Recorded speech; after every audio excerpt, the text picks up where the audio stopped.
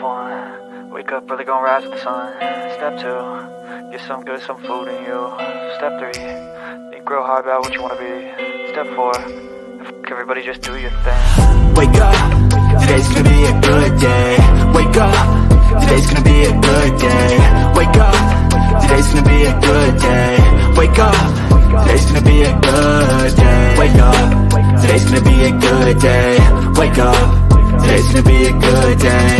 Wake up, today's gonna be a good day. Wake up, today's gonna be a good day. Yo, set your affirmations, aspirations. I got shit to do, the aftermath of preparation. Good food, good mood, blood in circulation. One step at a time, yeah, that's how you make it. Set a goal you control and the steps you take them. I try to pick one thought, have some concentration. And if I make a mistake, it's called education. I try to do this every day, call it replication. It's a good day. It's a good day. It's a good day. It's a good day, honey. It's a good day. It's a good day. It's a good day. It's a good day, honey.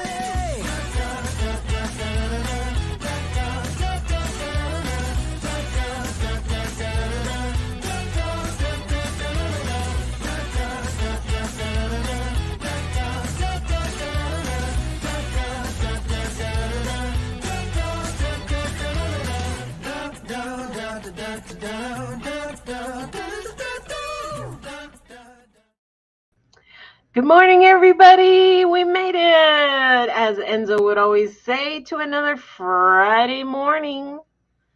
Good to see y'all. Wake up. It's a good morning. She's a crowing, or he's a crowing, not a her. That would be the chicken one, right? That'd be this one. Yeah, no, okay. We get it, but.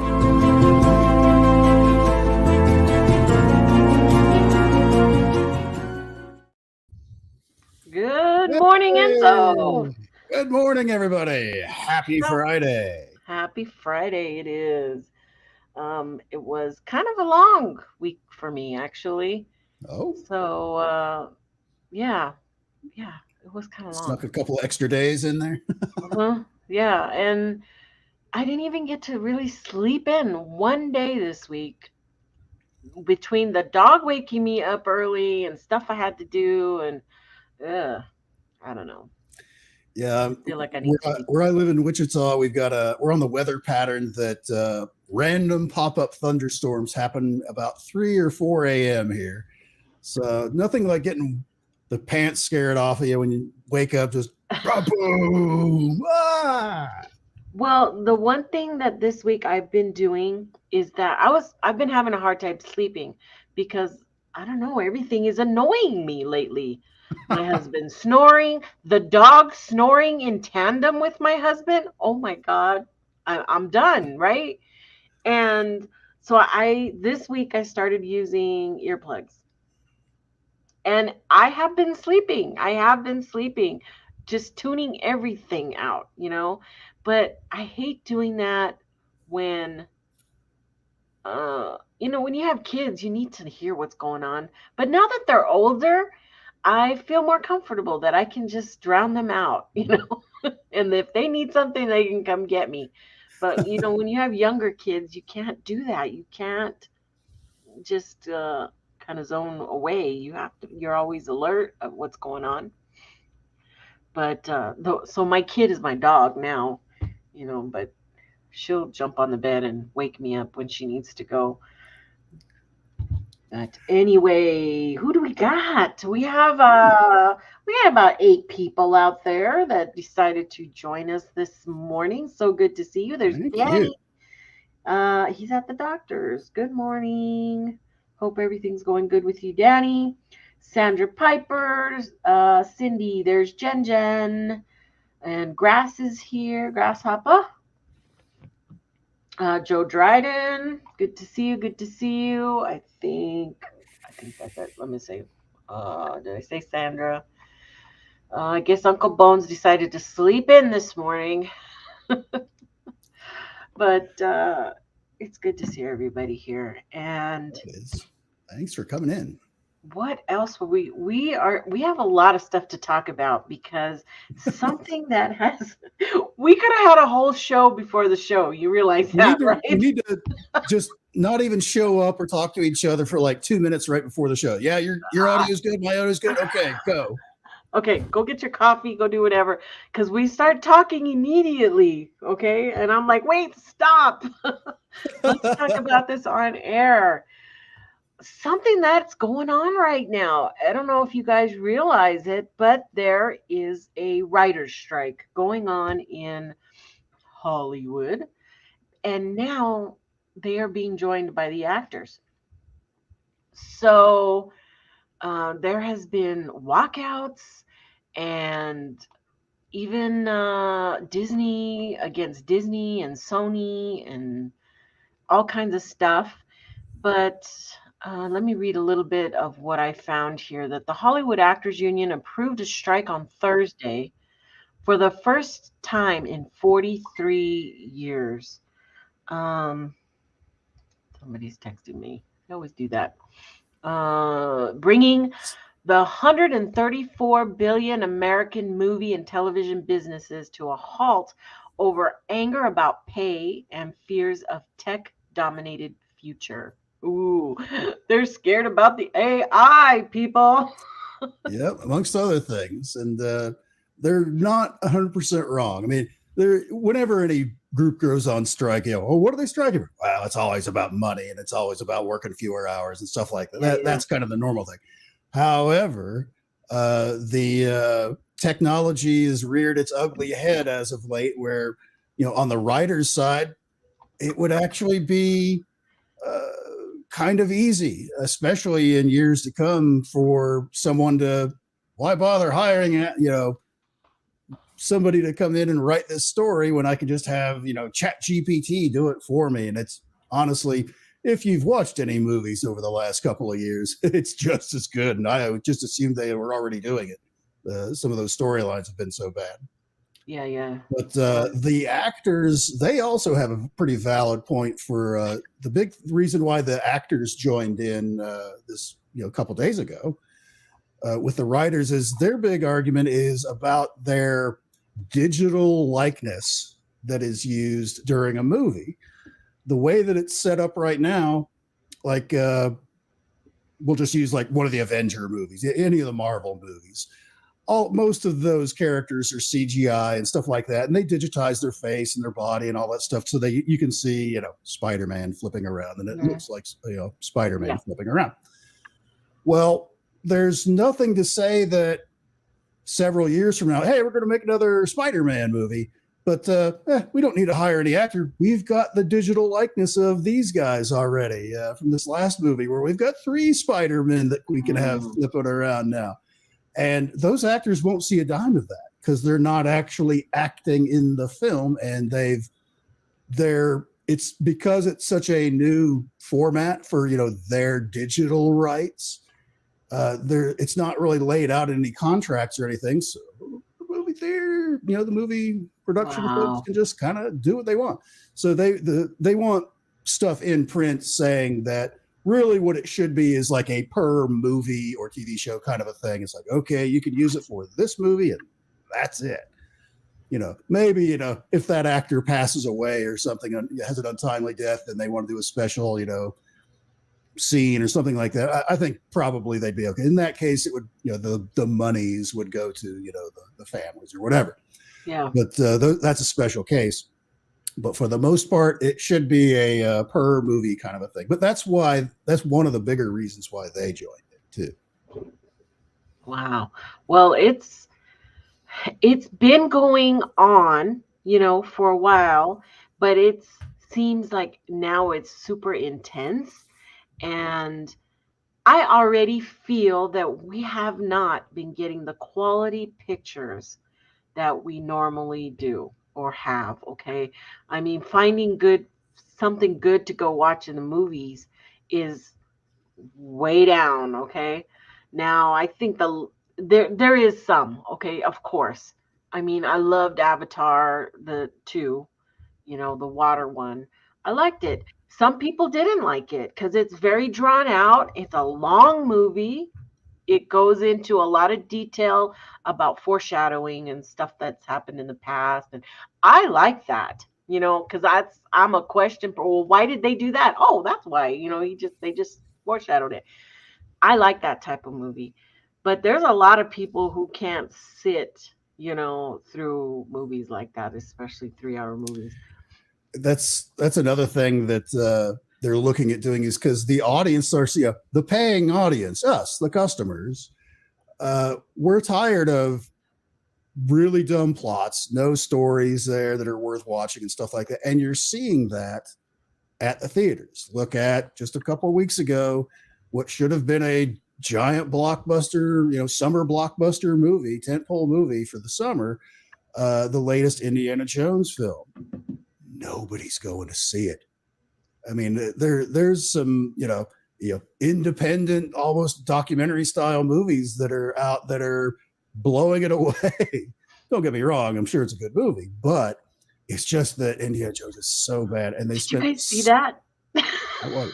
There was two roosters fighting in your background. Two roosters? Yes. They were on those picnic tables back there. Anyway, okay, I'm sorry. It's like squirrel. I missed it. I'm gonna now we're just gonna be watching over my shoulder now. I know, they're gone. They're gone. Sorry. You probably see them on your other angle. The one from the other side. I'm sorry. I got squirreled. Oh, they might be on there. Whoop. Oh. I don't see him anywhere. I don't see it. I swear. Did anybody else see that? Okay, I'm sorry. Jeez. Can't be a normal person and see a UFO or a Bigfoot. You got to see two roosters fighting. I have to see two things. One of them was a rooster. I don't know what the other thing was. Okay, anyway, I'm sorry. But anyways, Hollywood is kind of in bad shape right now financially because they've dumped a bunch of money in these big movies and they flop, and that Flash movie that came out this summer, flop. Yeah. The Little Mermaid movie that could be controversial depending on your point of view, it didn't do that great. The thing is they're dumping so much money into these movies now, like hundreds of millions of dollars into these movies, to where the only way they're going to even break even or make money off of the movie is if it's going to hit around $1 billion at the box office. None of them are doing that. Yeah. Probably the only thing, much like, was pointed out, the Tom Cruise movie that's coming out, the Mission Impossible movie, is probably going to do very well. I've been hearing mixed things. It's mostly positive with a few complaints, but they're dumping a ton of money into it. And the other big thing from the audience side is people are tired of 3-hour movies. Uh-huh. It was back in the day, it was always about 90 minutes, hour and a half for a movie, and you're in, you were out. That's because actual photographic film, was super expensive. So hour and a half, hour and 45-minute movie, that's as much as they were willing to spend on it because of that. But now everything's digital. You just need and hence, we also had double features, because I can remember going on a Saturday for the double feature thinking, whoa, we're going to get 2 movies, today. But we were still out within 3 hours. You were out, Oh, yeah. So, but now that you come in and you got 20 minutes or at least of previews for other crappy movies that you're not going to watch, and then an almost 3-hour movie on top of that, you're looking at 4 hours just being at the theater pretty much to go see a movie. That's just too much time out of everybody's day. Plus, the movie theaters themselves, for an hour and a half film, or hour 45 minutes, whatever it would be, they can show the movie more times per day. If it's a 3 or 4 hour, 3+ hour movie, they can only show it, much fewer times a day. So that's that much fewer audience paying to come in. So they don't like it either. So right. Well, I know Jen mentioned it, but the cost to go to the movies is just ridiculous, you know? I mean, Yep. you're spending a lot of money just to go, well, to pay for the movie, right? And then you want popcorn and a drink, which is $10 a piece, if not more, on some places, depending on where you are. It does fluctuate, okay, because we don't Oh pay yeah. super high here, but I've heard of places that say, well, you know, if you don't have $60 to go to the movies, you don't go. You That's know, it. It's so it's about 30-ish dollars. If you're going to go in and get a popcorn and a Coke or uh-huh. whatever and sit down and watch a movie, it's going to cost you about $30. And it's a And major event if I take my girls because they're spoiled, and one always wants nachos and the other always wants a hot dog, and you know we have to get a Coke and a drink. So, and we also go to the brew house right down the that street, which that's the other thing is that's a the $20 meal for a yeah, cheeseburger in the movie theater, you know. because if you're going to bother going out to, well, I'll go to the nice place with the big fancy recliners and Yeah. the wait staff that actually brings you your meal to your little tray thing at your table and Yep. all that stuff. Now that's going to add to the price. So it's bananas. And the thing is, and now all of a sudden, you know, the writers go on strike and the actors go on strike. They have some valid points, you know, a little bit. However, their timing stinks because all of these big production houses in Hollywood are broke. They're all super deep in debt. Like Warner Brothers is like multi-billion dollars worth of debt that they have.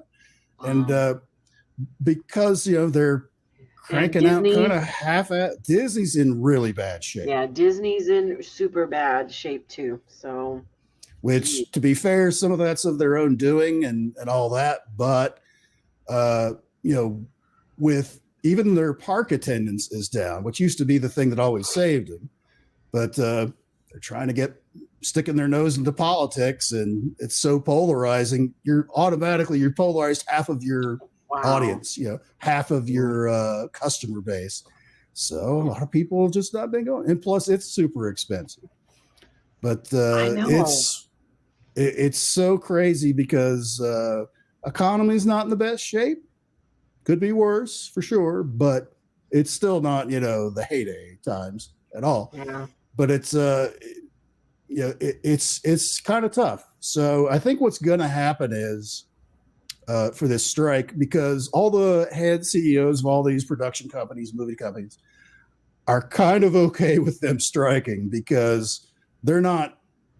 I think the word has finally got out around Hollywood that amongst the producers and movie makers there that some of this program, we need to do something different because we're losing our butts at the theaters because nobody's coming to see our stuff because the stories suck. You know, the half-ass special effects for a big action type movie and stuff like that. It's just too much. It costs too much. They try and cheap out, and then it looks cheap. You know, people are not going to see it because it looks like crap.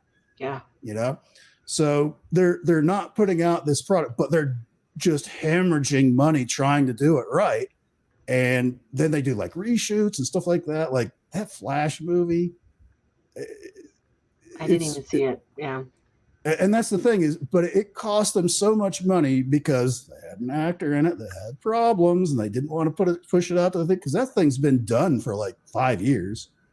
Wow. So they had to put it on the shelf, and then they'd have to like go in after the fact, like years afterwards, and reshoot stuff. Warner Brothers, who does all the DC comic movies and stuff like that, they've undergone like 3 different changes in management in the last 5 years, and every person would come in and like, oh no, we can't have the Flash doing this, do this, and so they did like 3 different reshoots for that movie. They did a bunch of stuff, and they've spent like into the $400 million range on that movie.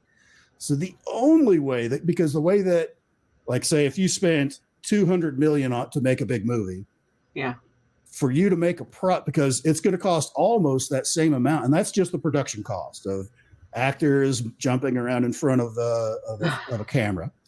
Yeah, it's $200 million, we'll say.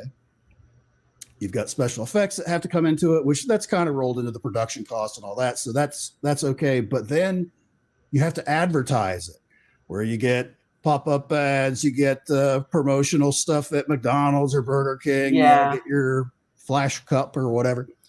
And that usually is almost the same as the production amount. So whatever they spend on the product, like we'll say 200 million for whatever movie it is. They need to make 400 million, if not a touch more, almost 500 million just to break even. Yeah. So, nobody's going to spend $10 to make 11. That's basically what they're doing now is Right. Sure, technically they're making money, but it ain't that much. And weird deals that they do with different countries even and stuff like that. Like they always say, oh, China, it's open in China. There's billions of people over there. They're watching the movie. The way that they're organized is they only get like 20% of that money, whatever money's generated on. Mm-hmm. So it's not that much. They're not making that good of a deal with that. So there's a lot of stuff going on. So I think this is just what the predictions are from regular folks, that what they're going to do is they're going to let this strike go on for a long time, basically to the point where all of these starving artists that are on the picket line, I hope they're either, if they're really good writers, I hope they're writing novels when they're not on the picket. I hope they're writing. They have their savings at least, hopefully, because or getting other jobs. They're gonna have to go get other jobs because I think what it is I think this Hollywood in general, I think, is going to use this as an excuse to kind of clean house, get some of the riffraff out, some of the writers that have been writing kind of the half-ass crappy movies and TV shows we've been seeing the last several years, to just flush them out of the system. We're gonna get rid of those guys. They're gonna, get weeded out on their own because they can't afford. They're gonna have to go work as a sous chef someplace just to make a couple of bucks, and they're fine with it. So this strike is going to go on at least until the fall, probably September, October timeframe. If it ends up stretching past that, just by even a little bit, it'll be after New Year's. Now, so and that where was we're a going. pass. I'm sorry. Go ahead. Oh, I'm sorry. No, I just got distracted. Sandra said that her daughter bought a yearly pass 3 for $1,200. Is that for Disney World? It's actually a really, really good price. Yeah, because then you could go whenever you wanted, and it would even out, if you decided to go. Because I have heard of people buying passes for whatever it is, $500, $600 for the single person, right? Whatever that price is. Right. And they go every day, and you can have 3 meals a day on that pass, right? They've been cracking down on that too. But there's people out there who would go park, go eat, and then leave. They're using that as their food for the year. So crazy. I know. It's because the prices they charge at the park, of course, are a little outrageous, anyways. But if I lived in Orlando, I would surely have at least one pass. I'm a Universal guy. I'd probably go to Universal Studios. I like that a little bit more than Disney and all the other places, SeaWorld and all that. But yeah, that would be a blast. Go there every day, or even if you just did every other day, a couple times a week, that'd be great. I loved Universal Studios. I haven't been in years and years, but when we lived 20 minutes from Disneyland. We lived there in LA, in Anaheim. Well, we lived in Buena Park. We actually lived in Buena Park. So from our balcony, you could see the Knott's Berry Farm fireworks every night. And it was awesome. It was a good place. It's super expensive. I would not want to live there normally. By any means, because of the cost of living there, and that was in 2000s, early 2000s. Okay, I would not go back. and the earthquakes, I felt every freaking earthquake there every day. It was constantly. I don't know. I have this thing with my equilibrium that I could tell. I would get nauseous, and say, we're having an earthquake. And my husband, you're kidding me. And I go, no, I think we're having an earthquake. And sure enough, it would be a 3-point something earthquake. Wow. And he goes, you could tell that? I go, yeah, I could tell that. And a couple of big ones where, yeah, my whole cabinets fell down and stuff like that. Yeesh. So I just know, I think California's going to end up in the ocean, but that's a whole nother topic. So yeah, it's a thing, right? It's going to be a thing for a while, but people Yeah. have gotten rid of their cable all over and have Yep. just signed up for more streaming stuff. And I mean, I do. Netflix, Hulu. I don't even watch half the other ones. I'm such a Netflix junkie that as long as I Yeah. have Netflix, I can always find something to watch. I don't get bored because I watch such a wide variety. And Enzo and I were also talking about this, how we might have to start looking at other movie places, international type shows, okay? Which they put out some good stuff. They do, Yes. honestly. Because you're going to have to, for you to be entertained, because at least like for TV shows, at this point right now, there's not going to be any brand new TV shows coming out for this coming season that starts in like September, October timeframe, like they normally do. Right. Unless it's like, non-scripted stuff like a game show or some kind of wacky, island challenge, you're off the island kind of crap show, one of those kind of deals where there's no writers involved. It's just people doing dumb stuff, doing stupid human tricks for cash. But other than that, there's not going to be any new programming out. And that's for across the board. It's not just network TV. That includes, places that are also your streaming services. If it's a US-based film company that's doing it. However, to get back to Dickie's point is one of the things that is kind of undeservedly not watched by a lot of, at least from American point of view, is a lot of foreign television and movies that are actually pretty good. But you have to hunt around for them and stuff like that. But yeah, you do. It's worth exploring because you're not going to have, because if everyone remembers, like you kind of ran into this glut during all the lockdowns a few years ago, whenever that happened, this is going to be the same exact thing. There's all that entertainment is just dried up and gone pretty much for the next year at this stage, right? From like right now, you're not going to see anything new on your screens for the next year. And the longer the strike goes on, the longer that exponentially that time period is going to go between once the strike ends and once they can start generating content again. So it's going to be, doesn't matter if it's 6 seasons in on your favorite show, if it's US based, it ain't coming back. And that's what also, I told Enzo that I've been watching foreign stuff this last couple of weeks because you watch one on Netflix or whatever, and all of a sudden they loop you into all the other recommendations for so I'm watching Turkish stuff. I don't know, it's great though. They have great shows, especially if you're a person who tends to like soap opera type of content, that stuff, and I do. So I just went down a rabbit hole. I've been watching Turkish. Of course, it's dubbed, in English. So that if it bothers you to watch films where the mouths don't add up, then that's not for you. But South Korea and Turkey have the best content, new content, that I've seen in a while, storyline wise, because the Americans are just reused. They've already went and grabbed everything out of the 70s and 80s and have redone them, and the 90s, and have redone a show on them two or three times, right? And it's sometimes ruining the originals in the process. I know.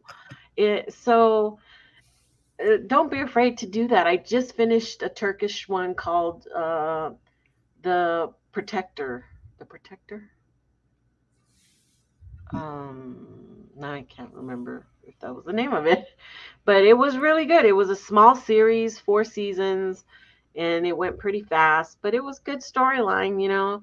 But I like sci-fi, so I like the made-up stuff, okay? And but it was good. But in that, what if we go back? What if this is our time to go back, you said, Enzo? Go back and watch those movies, the good movies from the 60s, 70s, 80s that you never saw. And there's a lot of people who say, oh, I never saw that. Well, now might be your time that you have to go back and do that for sure. And in that same vein too, because like some people will have like their favorite TV show that ran for a lot of seasons that they like to rewatch every once in a while. If that's something that you like to do, go out and buy the box sets for those things. Like I like Star Trek, and I haven't done it in a couple years, but usually every couple years I'll like watch all the TV Star Treks. I'll start with the original, Next Generation, Deep Space Nine, Voyager. You know, throw the movies in, scatter them here and there, things like that. Watch the whole thing, and that'll fill up like your entire 4 or 5 months worth of watching content there. But I do think that it's a smart idea to buy the physical media for that stuff. Actually buy the DVDs, box sets and stuff like that. Yeah. You know, wait until they go, like we just had Prime Day, this past week. I did buy a couple of box sets of shows because that's something like just this past week, what spurred me to buy a box set of a few things was my cable went out. My internet went out, and it was spotty for like 3 days afterwards. So I couldn't watch any streaming, couldn't do any of that. Couldn't watch people on YouTube. I could watch it on my phone because I live in a 5G area, but that sucks. So I was watching DVDs. So it's something that when things like that goes, like the Prime Day thing that we just had. Right. Another big one is like Black Friday is giant for that kind of stuff. Consider buying those box sets to hold those in reserves, especially your favorites, because that's another thing and this is not going to happen and actually with the strike, it may happen even sooner, is we're going to start losing all these wild, very niche type streaming services. MGM Plus, Discovery Plus, Max, whatever they are. I don't know what they are. Yeah. Is because the streaming wars happened right when all the lockdowns and all that stuff, and everybody was happy thinking they were going to be super rich like Netflix, and that's not what happened.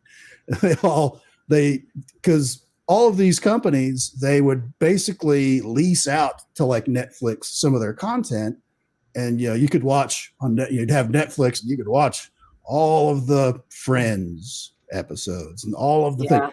And everybody started pulling their content back and making it specific to just their niche thing. Yeah. Nobody's paying full price for 20 different streaming services just so they can watch old reruns of The Office and things like that, Oh, God. We probably are, because my husband's crazy about that stuff. I don't want to see that, Bill, because I told him the other day, I think we should get rid of cable. He goes, but then I can't watch this, and then I can't watch the news, and then I can't, and then I'll have to do this. And then I'm like, oh, God, okay, never mind. You're paying for it, so never mind. Honestly, the news anymore is fairly worthless. All the big cable. I know people have their favorite, Fox versus CNN, that kind of stuff. Honestly, they all kind of stink. As far as getting you live programming, because a few weeks back, when I still don't understand whatever the wacky thing that was going on in Russia, where the head of the marauding team there was like marching around through Russia. It was like, what's going on? That I was watching live streaming stuff. There's a guy right here on YouTube that was covering it, which all he was doing was scrolling Twitter, scrolling Facebook, scrolling all these things and reporting all these things. And he'd vet them a little bit, because there's going to be fake stuff and there's going to be stuff that you can't verify. But he was pretty good about only verifiable type stuff and things that had like actual videos where you could see what they were talking about. Yeah. And during that time frame, I would flip on CNN and, you know, Fox News and MSNBC and all these other news channels, and they weren't talking about that stuff at all. You know, it's like, wait a minute, this could be like almost a coup going on in Russia right now for all we know, because that's kind of what it seemed like it might have been when it first started. You know, and you're going to be able to watch it live on your screen. And I know. And then I kept seeing stuff last night about how Biden signed for 3,000 troops to be sent over to Europe for blah, blah, blah. And I go, that's probably just a regular old mission. It's just probably summer camp. You know, they have to do that every year. It's not have that board games. many people. Yeah. Yeah. Every year, you know, they go to NTC, which is, what does that stand for again? National Training Center or something like that. Okay, every year they do training, people, the military, and thousands of troops go and do these trainings every summer camp, okay? And it's like, why are you all over the internet, right? All over your social media pages, people taking snapshots of the trains with all the Humvees and the tanks, and look at what they're doing. They're they're just going to summer camp. Okay, they're just going to do training. What's the military if you don't do your training to do what you need to do? So it's so ridiculous that happens. But and they all have to do it, folks. It's just not, you know, certain people. Every unit does that. You get these weirdos on these news channels that they don't know what they're talking about. They're looking at the same Twitter feed. Their source is Twitter, which, guess what? You have access to Twitter too. So you're doing as good as those people in those newsrooms that have the giant fancy boards and graphics. Honestly, I was doing fine just monitoring Twitter, and there's a couple people on YouTube that were doing something similar, and I was way more up to speed on what was going on than what the news was. So you don't even need news, because I was like that too with cable. I gotta have, if there's like a big 9/11 type thing, I want to know what's going on. Now in current year, you don't really need that anymore, because they're still taking commercial breaks in the middle of all that stuff, that the world ending and all that other some life-changing events going on, and they're gonna cut straight to those pharma commercials that they gotta peddle. For sure, I understand that. But so getting away from all that ickiness of that stuff, let's talk about movies that are out there and people should definitely see for sure. I pulled up a bunch of 80s stuff that we can see how many you've seen and appreciate. So the first one on the list here, and for you guys in the chat, you can give a thumbs up or a thumbs down in regards to whether you liked this movie or you hated this movie. Okay, so here we go. The first one being St. Elmo's Fire, 1985, starring Rob Lowe and Demi Moore, Andrew McCarthy and Judd Nelson. And man, that was a big bing for me, because I have the bing somewhere, but I loved it. I love that whole storyline they had going there. So anybody out there in the chat? Yeah, Sandra says, yep, I loved it. Well, I have to admit, I've not seen it. You haven't seen it? No. Oh my God. It's got like the classic song too. St. Elmo's Fire. Who sings that? Somebody. Where's Grass? Grass knows the songs. What's his name? Do I have to look it up? I have to look it up because that whole gang that was in that did a bunch of movies together, right? They called them the Brat Pack, I think. Yeah. Uh-huh. I was trying to think if I've seen any Brat Pack film, and Flatliners, I guess they were all in that. That was pretty good. St. Elmo's Fire song. Who sings that? John Parr? Is it who sings that? Album artist John Parr sings St. Elmo's Fire. Such a great flick. Hell is that That noise? Get back over here. All right. So that's that one. And right on, Enzo. Cindy says, right on. Loved it. Papa C says, loved it. Sharon says, okay, no, that's something else. So here's the next one. So you don't know that one. You better start writing these down because I'm going to make you watch them. And then I'm going to ask what your opinion is on them. Okay. Actually, what's interesting too is I'm sure there's a lot of younger people today that have not seen a lot of these, never even heard of some of these movies. So sitting down with your kids to watch some of your old favorites, right, might turn them on to a wider range of stuff. I just ran into one I haven't seen now.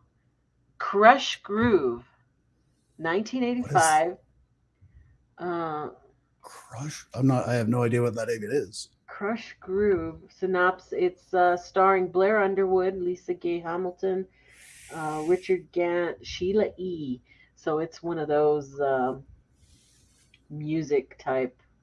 So the synopsis is Russell Walker has started a new hip hop and rap label called Crush Groove, which features the stellar list. I have to hit this button. Oh shoot! It took me to a whole different thing. Okay, we won't do that.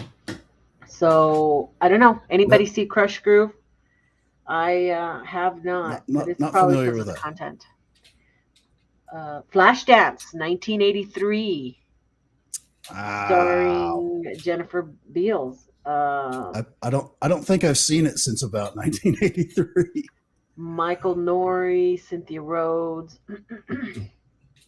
So you haven't seen Flashdance either? I've seen it, but it was probably like whenever it came on HBO or something originally in like probably 86 or 87, maybe. But that's, oh my God.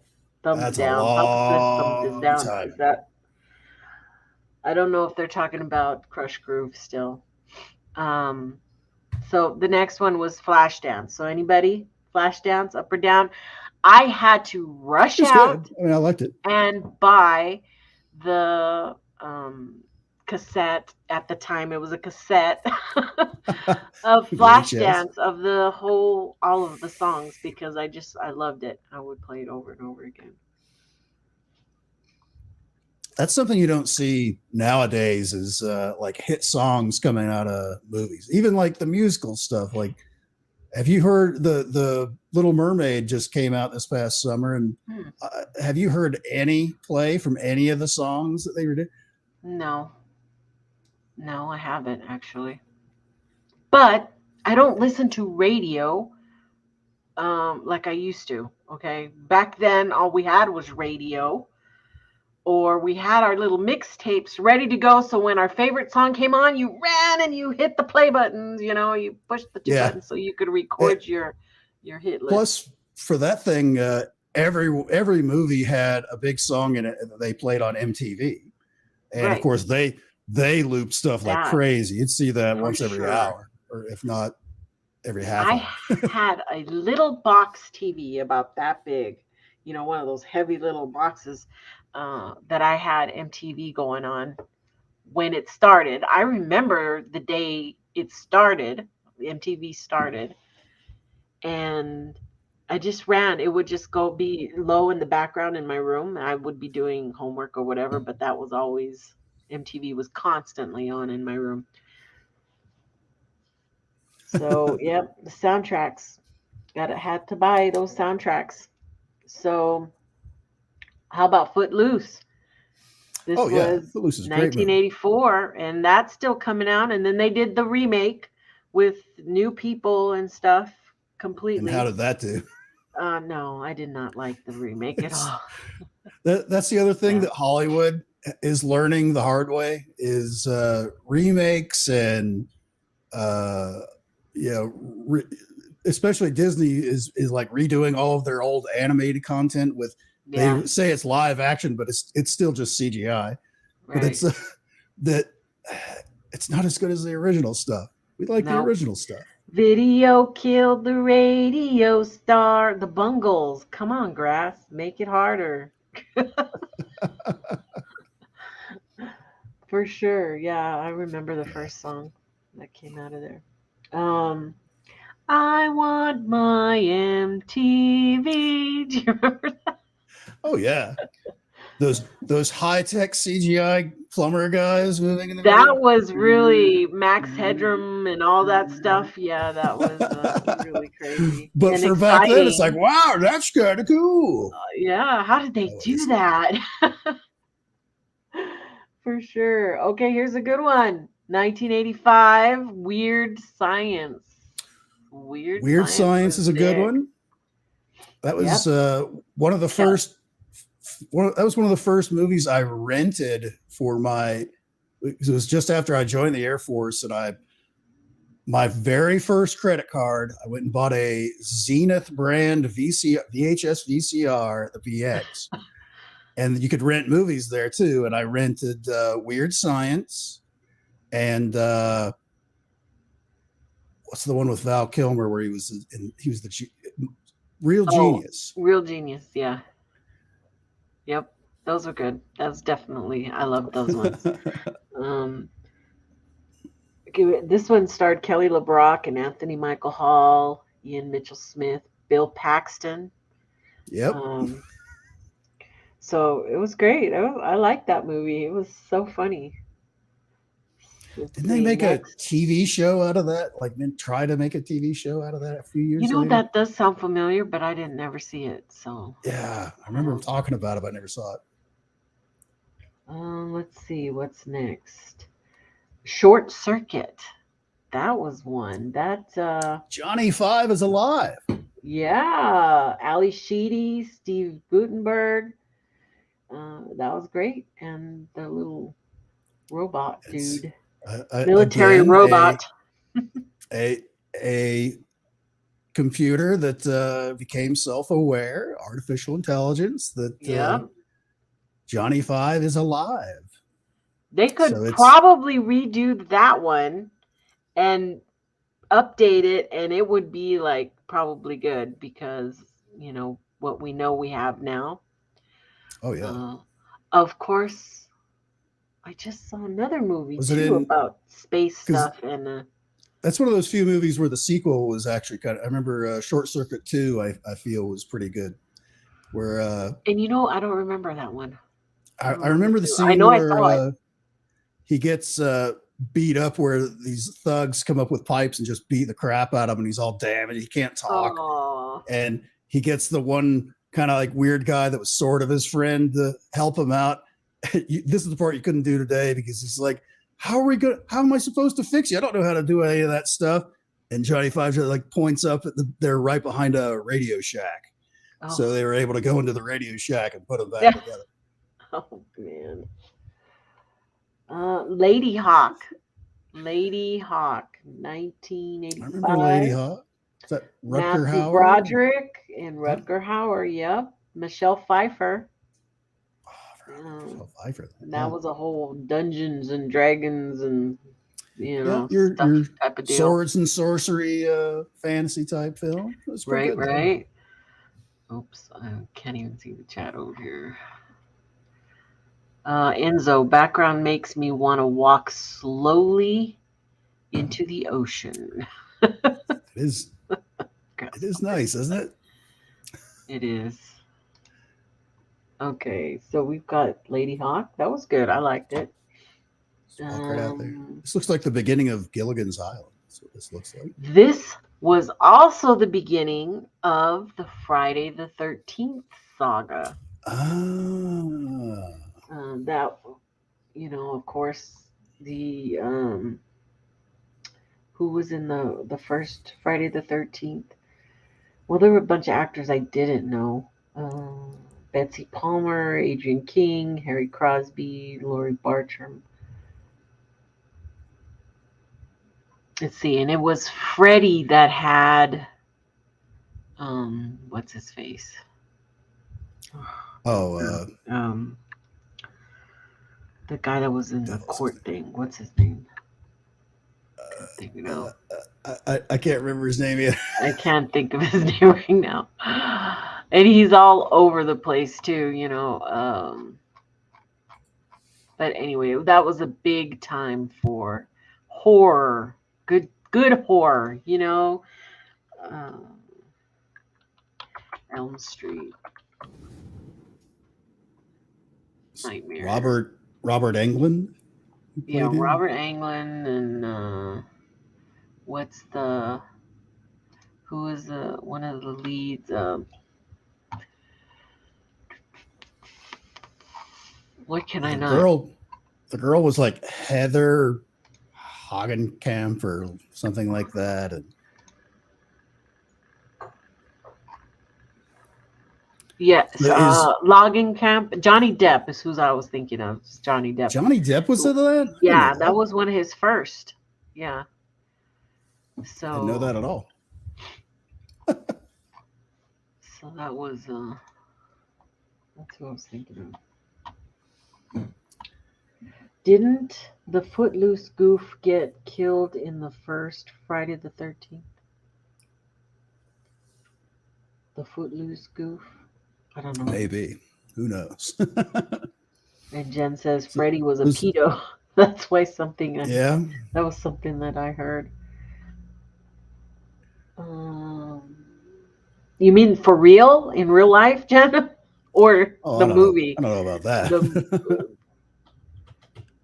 I know I haven't heard that thing. The character of Freddy certainly was, but that was his shtick. That's what he was doing, is going after little kids. Yeah. That's why the town, all the parents threw him in the boiler room and set him on fire. Such great shows to stay up late to watch. Coming to America. Eddie Murphy, Arsenio Hall. It was a classic, you know. That was kind of a fun one. Coming to America. That was in 1988. 88. That was my graduation year. Oh, was it? That was 85. Let's see. Ooh, Highlander. Do you remember the Highlander with Christopher Lambert and Sean Connery? I'm a giant Highlander fan. Oh man, I thought that guy was so hot at the time. And when they came out with Highlander 2, I was so excited, and it's one of the movies that I almost walked out on at the very beginning of it, the way it started. Because it starts as, the immortals were from the planet Zog, and they fought or whatever the hell it was. Yeah. And the only reason I didn't walk out immediately, because I was furious, because I love the original Highlander movie. Is whenever I go to the theater, I gotta get whatever the biggest bucket of popcorn I can get, because I love popcorn. And I had like this entire giant bucket of popcorn and the pail of soda that I would have walked out, because I paid good money for this and I will eat it. And I was too embarrassed to walk out of the theater carrying this stuff out to my car. Just because of the look of it. It's like, all right. As soon as this popcorn's done, I'm done.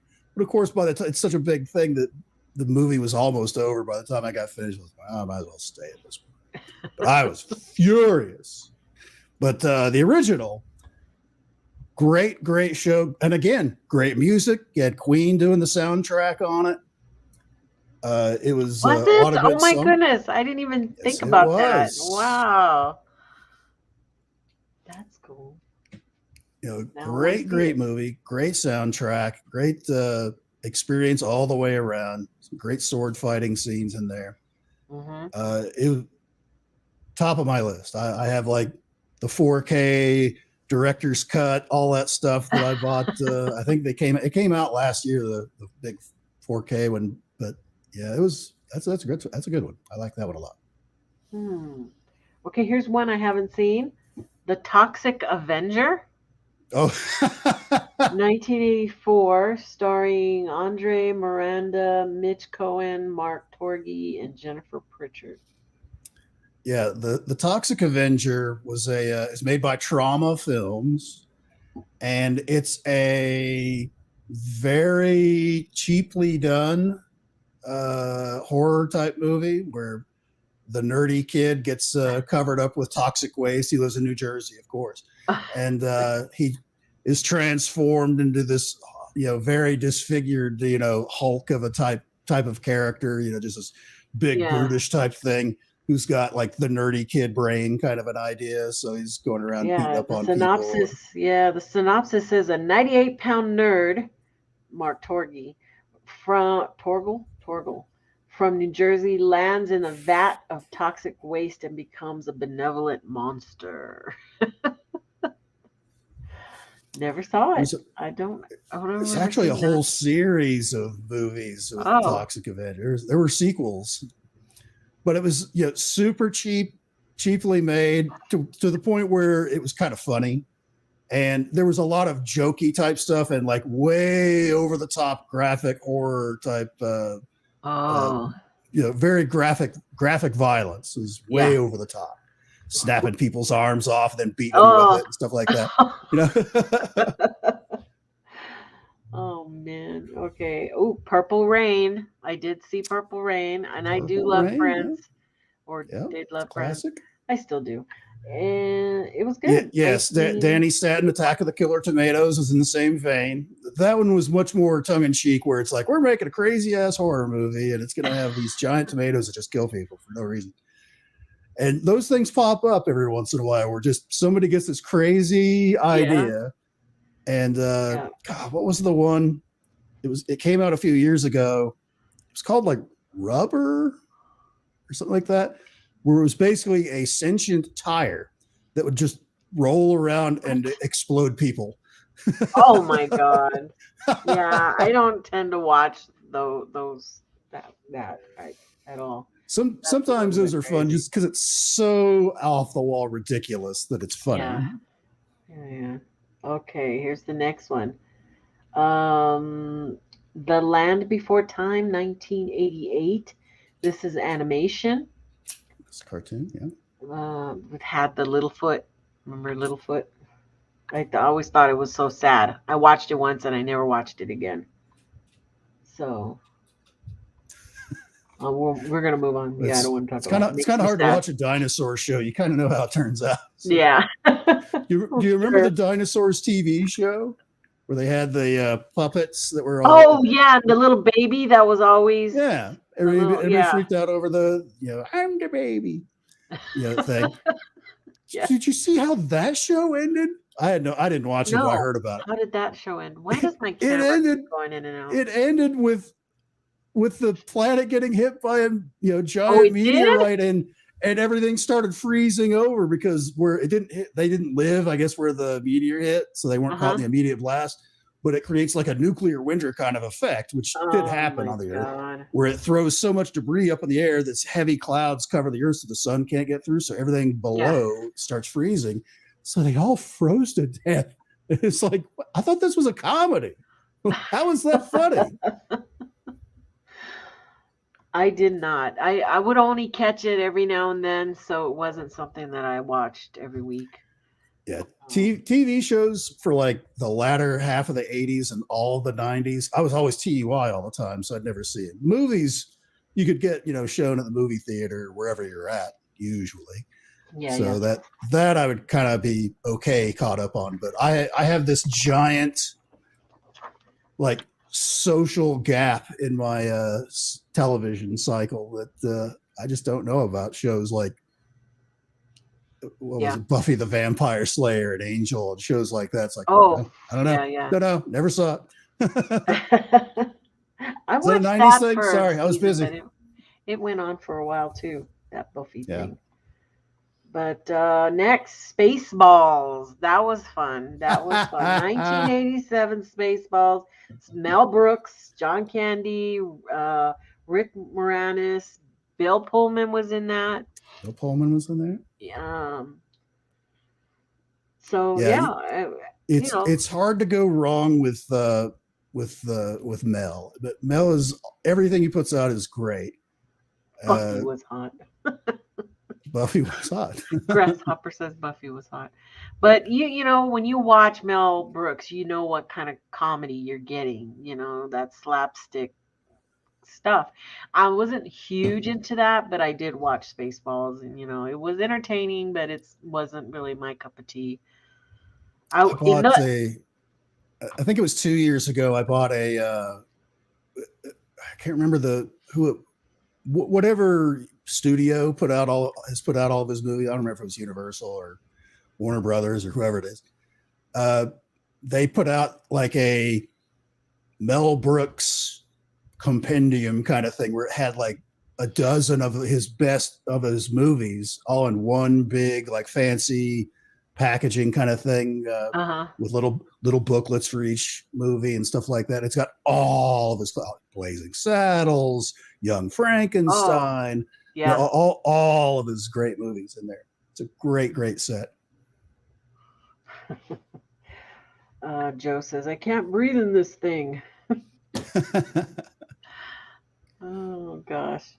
Yeah. So I was more of the 16 Candles, Pretty in Pink watcher back then, which were two really great ones I loved and can watch to this day over and over. So, but in that genre, you also had Revenge of the Nerds, 1984. Yep, Revenge of the Nerds. Yeah, that had Robert Carradine and Anthony Edwards, Timothy Busfield. So, classic. It's another classic kid, you know, goes right along with Porky's and what was that other one? What was that other one I'm thinking about? Ridgemont High. That one. Name sounds familiar, but what's the full name? Something at Ridgemont High. That one had Fast Sean Time. Penn. Fast Times. Fast Okay, now I know what you're talking about. Fast Time. Oh yeah, that's a classic. That's another classic. That's a classic with Fast Times. Yeah, I couldn't think of Fast Times because I'm reading all these nerd ones over here. See you, Schwartz. What? I see your Schwartz is as big as mine. Oh, he's still talking about Spaceballs. See, that's there's so many good one-liners in that movie that everyone knows just the one-liners. They may not have ever seen the movie, but they know all the one-liners. Oh boy, he did. Robert Carradine made a good nerd, though. You know, he made a good nerd. Oh, one of my favorites, Willow. I loved Willow. 1988. Val Kilmer, Joanne Whalley, Warwick Davis.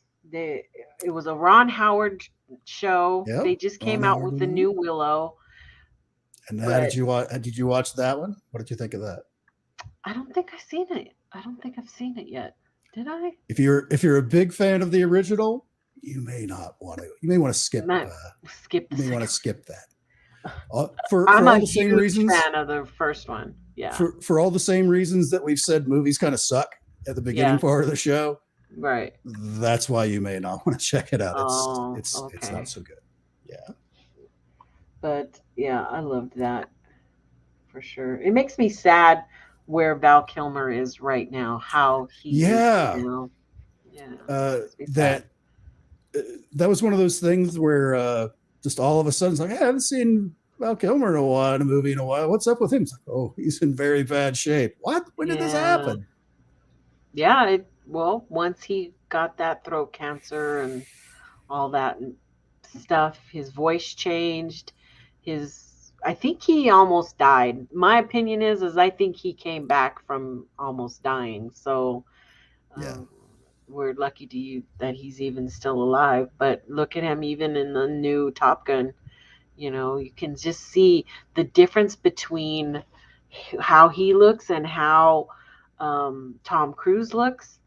How devastating his disease. Tom Cruise says, I don't know what goes on in Scientology, but obviously it's great for Tom Cruise. But he certainly there's no way that he's aging like a normal human being there. There's something else. There's some deal with the devil or something. I don't know what he's doing or how he's able to do all these stunts even now. However, how old is he now? He's got to be,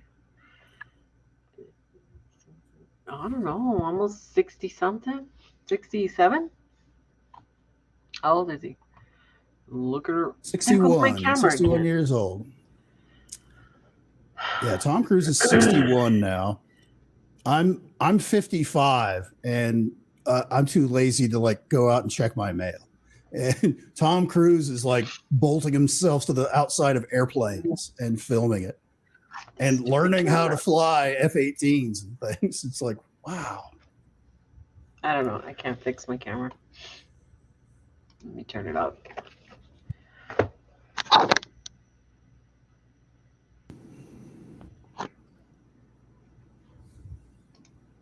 Nope, that didn't do it either. I can't Nikki move. high-five. I can't. There it goes. It's going. See, you did it on your own. You did it for me. I can't move. I have to like stay right here because somehow, I don't know. Maybe it's my microphone catches the. I don't know. That actually might be. Hello. It's actually the face that you have on the Bigfoot on there is it's trying to focus on that on your microphone. I bet. Beep. Should I put it down further? Well, we'll see. We'll see. I don't know. Anyway, good movies. The next one, Transformers. That was 86. Wow, I didn't realize it was that. Back. Is that the animated movie, or is that? This says, oh yeah, it is. You're right. Transformers, the animation, 1986. I was never a big Transformers. Uh-oh. I knew I heard a creature. It's floating. It's floating in air. It's Jack, on the microphone. Get off. You don't care. But Jack, get off. You don't care. It's mean. Stuck their tongue at it. But I was never a big Transformers guy because like when G.I. Joe, He-Man, Transformers, those cartoons were popular in the 80s, early 80s. That's when I was in high school. So I was at that age where I was like, those are children's television shows. I'm a sophisticated, 16-year-old. I was at that stage, where I thought I knew everything. Kind of deal, and that's children's show programming. I can't be bothered watching that, but I get it because there's other stuff like that. I remember as a kid that I was in love with and all that. The big thing, of course, the Transformers, the animated show, carried on, I guess, the show and introduced some new characters. It showed where they came from, the planet that they came from, and the very surprising ending that shocked everyone that went to the theaters to see it. Come on. They censored that comment. Who censored your comment? Did I miss something? I don't know. Who was they? I wasn't paying attention, so it wasn't me. Okay. Let's move on. Because this is another good one here. The Adventures of Buckaroo Banzai across the eighth dimension. That one's way out there because that's one of those movies 84. I feel maybe if they did something like that today, it might have gone over a little bit better, but it was just too wonky and weird. And honestly, I'm pretty sure the origins of that are from a comic book. Wow. So yeah. I think so.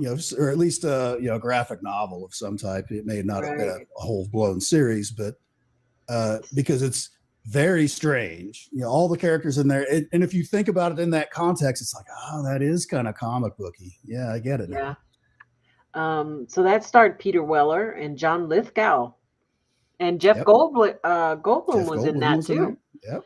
So it's entertaining. It was definitely entertaining. Yeah, Buckaroo Banzai, who could do everything. He was like a rock and roll star and a super And- scientist yeah. and all these other things. Little bit of everything, for sure. Of course, Peter Weller ended up being the RoboCop later. Mm, So, Top Gun, of course, we talked a little bit about that. That Yep. was 1986. Tom Cruise, Kelly McGillis. Real Genius. You Yep. mentioned Real Genius. That was Val Kilmer and Gabriel Jarrett, William Atherton. A lot of funny In lines that. in That was movie, too. That was in 85. Yeah, a lot of good ones in there. My favorite is his bunny slippers. Those were huge at that time. They put out bunny slippers, and everybody had those pink bunny slippers. Dirty Dancing was in Dirty Dancing. 87. For sure. That's Jennifer Grey and Patrick Swayze. Was great. Another soundtrack, Must. Okay, I had that one as well. Even Top Gun's soundtrack was excellent. I had that Oh, one yeah. as well. Yeah, You couldn't go Kenny anywhere. There was that Kenny Loggins song was on every TV, anything that had anything to do with music. All your MTV, it would play like at least once every half hour, it seemed. right. And like there used to be other back then when MTV was popular, they'd have like what was it, like Friday night music show? It was a Friday night music video show on NBC. I remember. I can't remember exactly what it was called, but it was always on that. It was on every radio. It was you just couldn't escape it. It got to the back then. It was like, all right, with the Kenny Loggins, I get it. Right, It's a good show. right. Fine. Well, between Footloose and the Top Gun, he was like on a roll there for a little while. Yep. You know. He was he was basically like how Danny Elfman was another big movie music guy that came up pretty much right after him. He passed the torch on to him. Yeah. Oh, definitely, Jeff. Jeff says the Lost Boys. I loved the Lost Boys. I really did. That was when I was super into vampire crap, and great soundtrack too. That was also a great soundtrack. And there goes. There goes. Get out of here. The next one. Ooh, The Last Starfighter. Great movie. The Last Starfighter, 1984. Lance Guest and Robert Preston. What's that other guy's name? Dan. That's sci-fi and arcade culture mixed into one. Where, if anyone's not familiar with that, is a kid was playing this arcade game, and it was where you're flying this starship around, you're shooting bad guys, and your ship has all these things and all that. Basically, it was a simulator that this alien race had put down on Earth, and whoever was like the best at the game, like would get high score on the whole planet. They'd come down and like basically enlist them in their little war, flying that same ship that was in the game, kind of a thing. Right. Yeah, it was good. It was good. Mystic Pizza. I loved Mystic Pizza. I can watch that one over again. But that's another one of those sweet teen movies, you know. But that had Julia Roberts, who ended up blowing up after that, you know, doing her Pretty Woman and all the stuff she did, Pelican Brief. So it had Annabeth Gish, Vincent D'Onofrio. He also became pretty big. But did he do Law and Order? Is that where he went? Was it? I think it was Law and Order, right? Dum dum. So great movie. I love Mystic Pizza. If you have not seen it and you are a fan of 16 Candles or Pretty in Pink, all of those, you will love that Mystic Pizza for sure. UHF 1989. That was Weird Al, and I did not like Weird Al, so I kind of stayed away from his stuff. So it's one of those films that, and they did a few of those back in the 80s where it wasn't just the whole film as whole. It's like there were segments, and basically they were bits that they would do. And they're all kind of stitched together, like they were different channels and stuff like that. Yeah. And some of them were really good. Some of them were not good. So everybody remembers the good ones and forgets the bad ones that kind of stunk. And a lot like a lot of movies, like Monty Python and the Quest for the Holy Grail. Yeah. That's basically the same idea, where there's a lot of little things that they're doing to try and get to the Grail. And there's certain parts of that are hilariously funny. There's other parts of it that stretch on way too long. The whole, yeah, I agree. The whole shrubbery bit goes way, way too long. Yeah, it does. Okay, next in the line here is Better Off Dead. What is that? Better Off Dead was a very funny movie. John Cusack. Yep. I don't remember this one. I want my $2.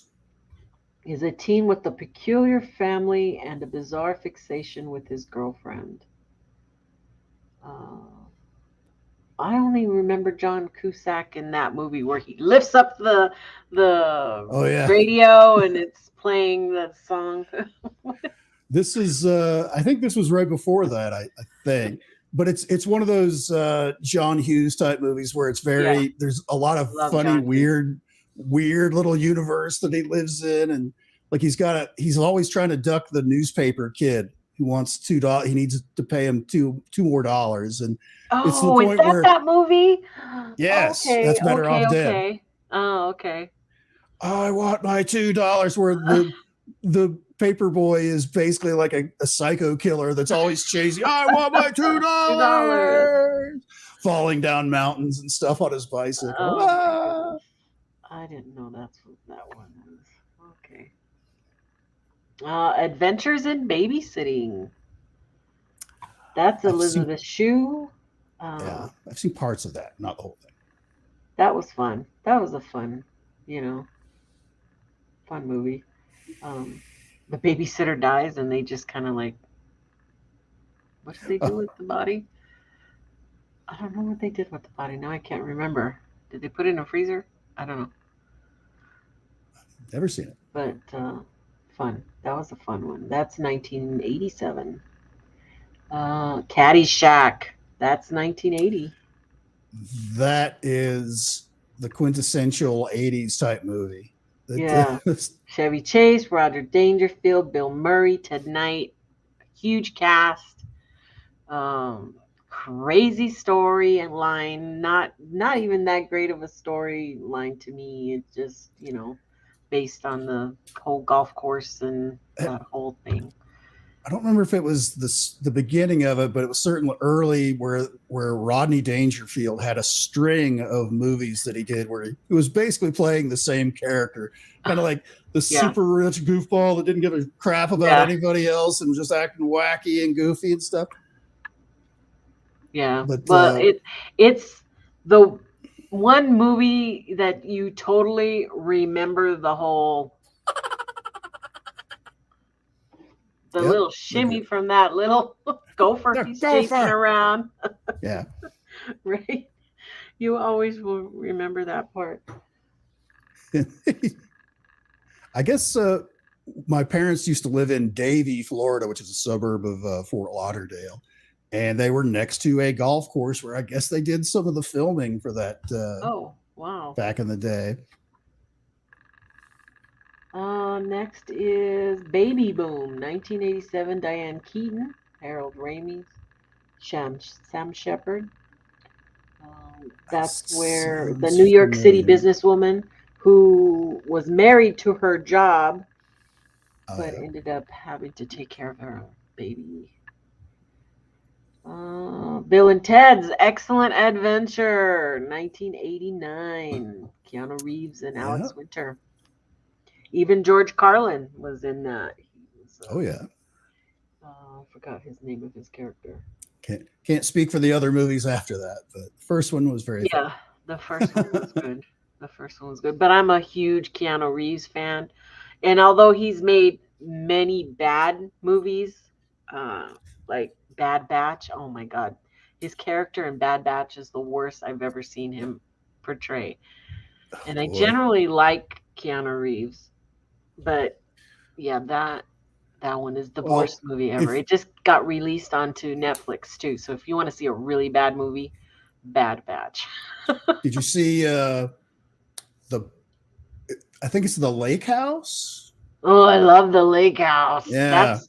That's a good one with what's her name? Didn't we just talk about her? Sandra Bullock. With Sandra Yes. Bullock. Yes. It's good. Yeah. Yeah. And that's a weird there's kind of like time travel-y kind of stuff in there as Yeah. well. It's but- weird, the whole thing, how they do that, but it was good. It makes you keep wondering, are they gonna meet? Love story. Anyway, what's next? Sleepaway Camp. Never heard of that. I Sleepaway don't know what Camp. that one is. Well, 1983. Felisa Rose, Jonathan Truston, Karen Fields, Christopher Collette, so people I don't even know. Bunks and the Showers are a mad stabbers beat at a summer camp strictly for teens. So it's another Elm Street type. No, not Elm Street. Friday the 13th. Friday the 13th. Hacker slasher type movie. Yeah. At the summer camp. Scanners, 1981. Oh, Scanners is great. Well, I don't think I Scanners saw has that. Scanners has like one very super great scene in it that everyone always references, and nobody knows anything else about the movie. Basically, there are people in the world that have like psionic type abilities with their mind. They can psychokinesis and things like that. And there's a very famous scene in it where one of these scanner guys goes up against this other dude. They're basically just sitting in chairs. And the guy that's like one of the scanner guys is just sitting there like no big deal. And they're having like this little psychic war kind of thing. And the other guy's just freaking out and his head explodes. And you see all of it. It's super graphic, super crazy. Wow. And wow. For the time and kind of like a more of a mainstream kind of movie and stuff like that. It was literally mind blowing because to see that graphic level, because they pulled out all the stops for that scene. Wow. Psychic Assassins is what graphic is. Yeah. Wow. Okay. Valley Girl, 1983 with Nicolas Cage and Deborah Foreman. It was good. I liked it. It was good. For the time, and that was a real big thing, was that Valley Girl talk. Totally, dude. Righteous. All of that stuff was really in. Gag me with a spoon. Gag me with a spoon. Frank Zappa was huge in what was his daughter's name? Moon Unit. Moon Unit. That. Yeah, you remember that. That was in 83. So she was huge. Gag me with a spoon. The Untouchables. Wow, that was in 87. Yeah, that's a great movie. Kevin Costner, Sean Connery, Robert De Niro, Andy Garcia. Huge, another one of those huge lineups, right? That's a classic right there. Wasn't that like a 3-hour show? Almost 2.5. That one might have been one of those rare long ones. Yeah, that was one of those longer. But definitely, that's a go see that one. See that one or put stream that one up. Desperately Seeking Susan. Madonna, 1985. Rosanna Arquette. Aidan Quinn was in that as well. So that was good. I liked it. I kind of like the movies that Madonna's in. I think she's okay actress. I do. I think she's okay. Trying to think of what movie. Dick Tracy. Oh, Dick Tracy, Evita. She did What's this latest one in Italy? Not Italy. It was about. Oh my God! What's the latest one she just did? No idea. Gucci, something Gucci. The Gucci, something Gucci's. Gucci. I don't know. The Untouchables runs for an hour and 59 minutes, so 2 hours. Oh, 2 hours seemed longer. Tron, 1982. Yep. Jeff Bridges. That definitely, I think that was a classic. By today's standards, the storyline and all that would be kind of silly, I think. But yeah, for back then, computers were kind of still a new thing, and seeing computer graphics on the screen, which again, compared to today, are laughable. But it was very groundbreaking for back in the day. Yeah, that was 82. That was an 82. Yeah. Ooh, The Color Purple, 1985. That was a big deal when that came out, when The Color Purple came out. It was huge. Whoopi Goldberg, Danny Glover, Oprah Winfrey made her big, thing from there. Then she just took off. Now she's the richest woman in the world. That was another long one. Beetlejuice in 88. Beetlejuice. Love the Beetlejuice. Very funny. Very weird look at the afterlife, which I guess, I mean, it's dead right now because of the strike, but I guess they're looking to do a remake, or not a remake, but a Beetlejuice 2. Yes, I just saw that too. It's already in the making. They're doing it. So take it for what it's worth. Number 2's never as good as number 1. But Michael Keaton, Alec Baldwin, Jenna Davis, Jeffrey Jones, and what's her name? Oh my gosh, she's back in it too. Why do I not have her listed here? Can't remember her name.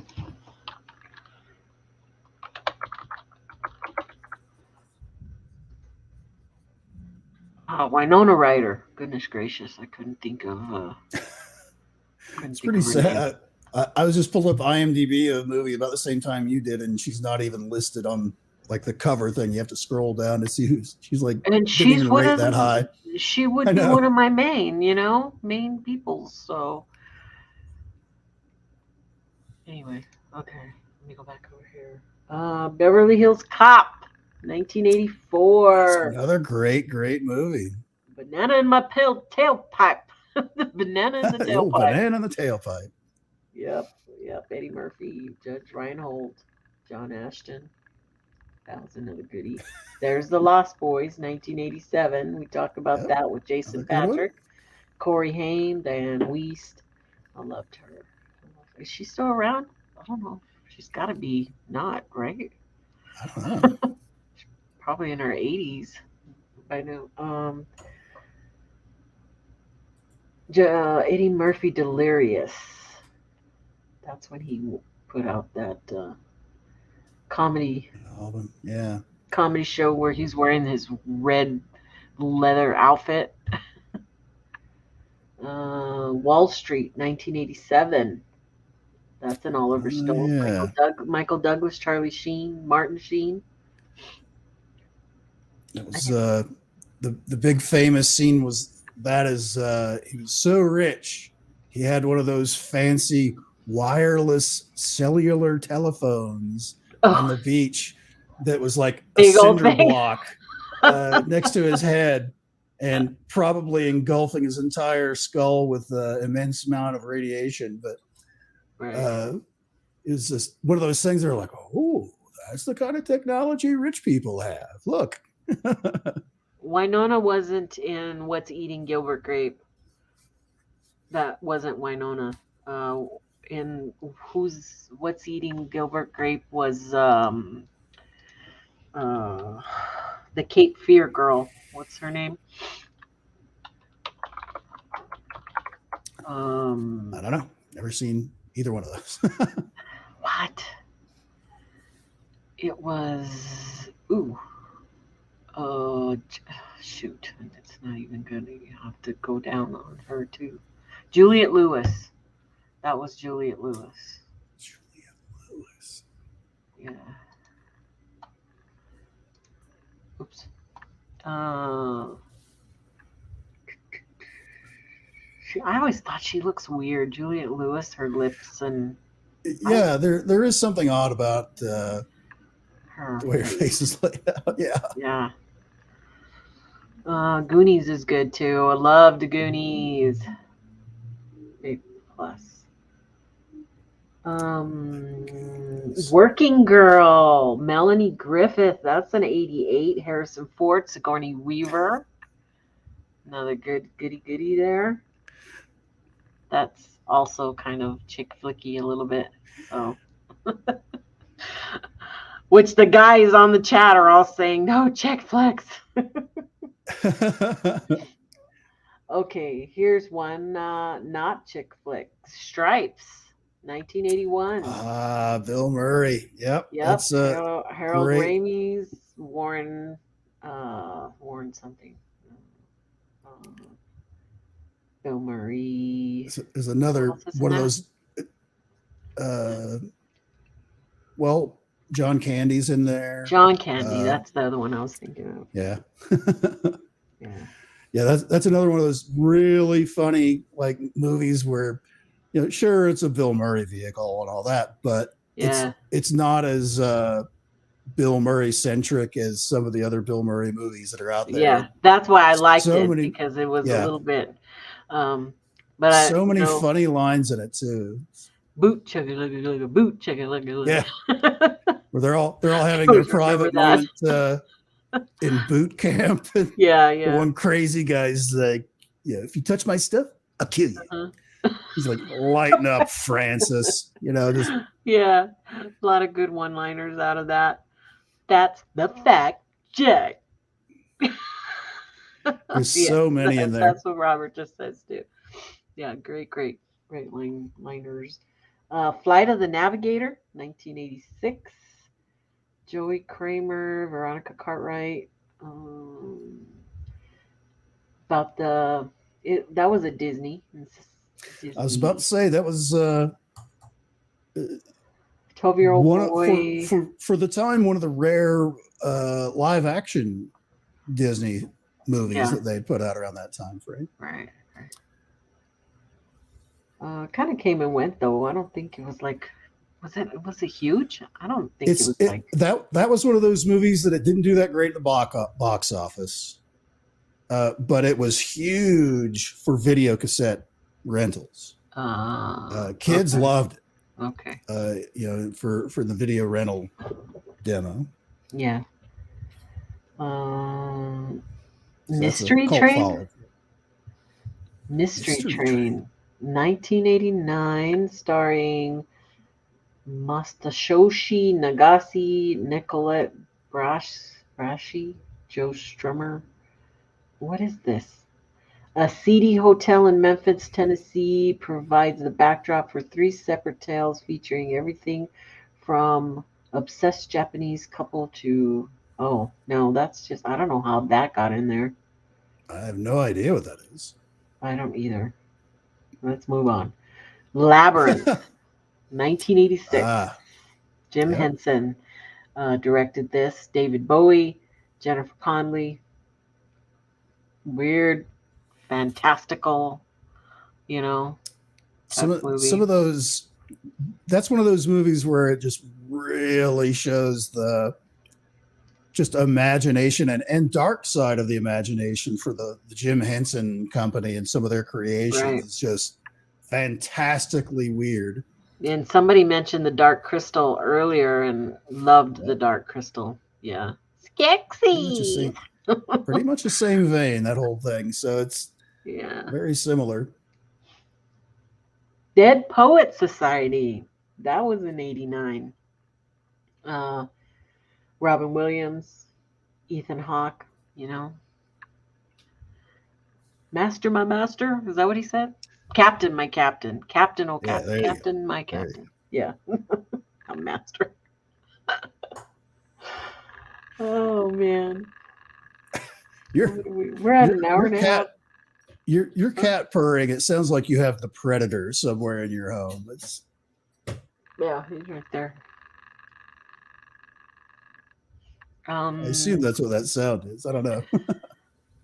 It could be. Usually it's my dog snoring, but she's not. She's over there in the hallway. Oh, I don't. Maybe that's not what I'm hearing. You're probably hearing my computer because it is literally right there now. That's probably I the had to fan is redo. chattering or something. Yeah, I Okay. had to move stuff around, and it's right there. I wish I could put it underneath the desk, but then I can't get to shit, and I don't like that. So you have to deal with it. Because I upped my RAM. Now I'm at 32 on that one. So I'm trying to do the whole download of the OBS here pretty soon. Ooh. Okay, what do we got? Commando 85. Arnold Schwarzenegger. your classic Arnold Schwarzenegger film, 80s, Schwarzenegger. Right. Special There's a couple good Forces. lines out of that one. Remember what I That- told you I'd kill you That's last? the one that had a very I young lied. Alyssa Milano in it, right? Where Yes, he's rescuing the girl. Oh, was that it? I think so. Let me see.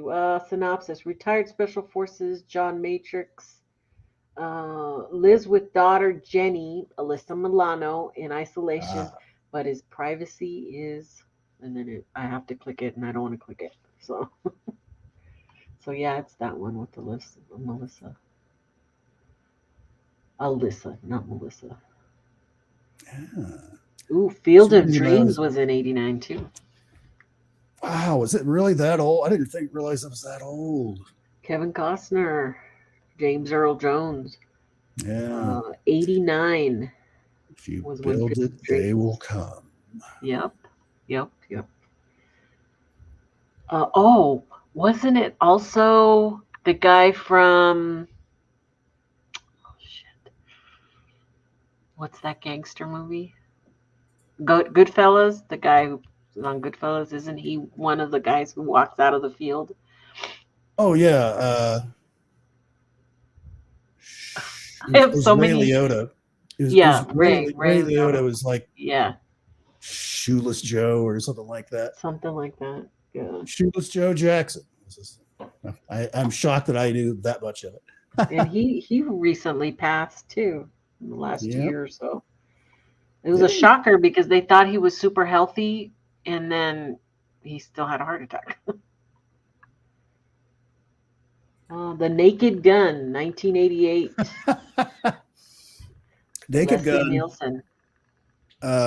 It was it's made by the same people that made the airplane movies. Don't Call Me Sheila or something. Yeah. What was it? Yes, I'm serious. I don't like Me those Sheila. movies. But there's a ton of one-liners that come from those movies. Oh, there's just stacked one on top of it. Well, originally it was a TV show on ABC, I think, which only had like five or six things, 5 or 6 episodes or whatever. But it was very funny. And to be fair, there were some recycled airplane gags in there and stuff like that. But then it made this jump to movies somehow and became super successful after that. Because Leslie Nielsen, prior to like the airplane movie, Leslie Nielsen was always like a serious actor. He was always a serious person. Then to be fair, his character like on the airplane movies is still a serious guy. He's like the straight man. He's not saying things to be fun. And even Frank Drebin, which is the character in all the Police Squad movies, is he's playing it straight. But it's the situations and the way that the phrasings and the whole thing is just so ridiculous and over the top that it's funny. Robert said Police Squad. So there was all that.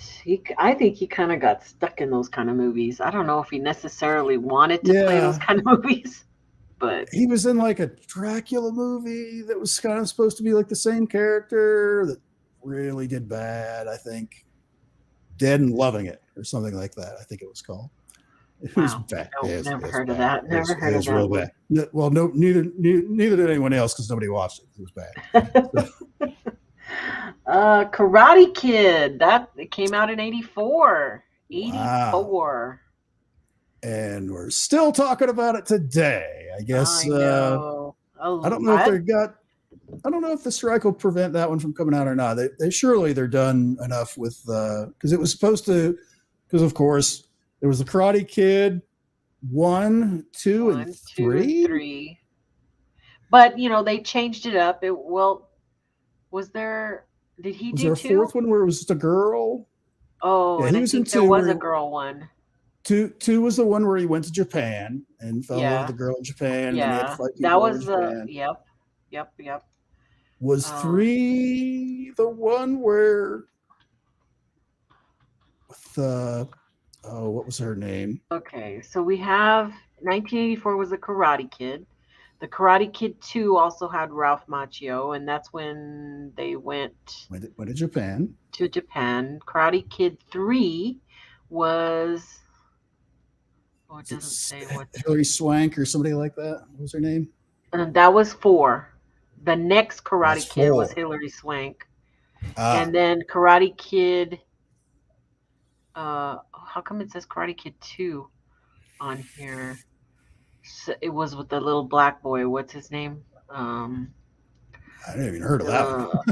What year was that one out? This one, it says Karate Kid 2. That says Karate Kid Part 2 was in 86, but this one was the one with Jaden Smith and Jackie Chan. That came out in 86. I had no idea. And so that one wasn't too bad. I kind of liked that one too. But Karate Kid Part 3 had Pat Morita in it, of course. It's the one that had that Sean Kanan as the bad guy, and of course Martin Cove, who was John Kreese. He also came back for that one as He well. was in that? Okay. And that was in 89. So if 84, you 86, 89. Every 2 years, you were, putting out they were cranking those up. So to keep up with, because have you seen Cobra Kai, which I guess is now Netflix thing? I loved it. I like it.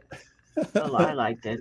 I haven't watched all of them. I think I'm like, because isn't it like 5 or 6 seasons? I think. I I'm think like on 3. Isn't it 3? One. Oh, I thought it was. And like now they've canceled it. Oh, I thought they had one more season they were going to do. I don't think so anymore. I think it only went 3. Let me see. Cobra Kai is at. Oh, it is 5 seasons. Dang. It is 5 seasons. Did I watch? I had to have watched them. I was religiously watching those as soon as they came out on Netflix. So I know I watched them all. I don't see where it says if there's another one coming out. But I like how they just continued on with their characters and didn't change too much up on their character, It is pretty funny that they could go all that time and just roll right back into being exactly as you remember them for the 80s. Right? It's great. It's great. And the evil guys are still evil. And I kind of liked how in the Netflix, well, I guess it started off as YouTube Red when YouTube was trying to do its own little paid thing. Yeah.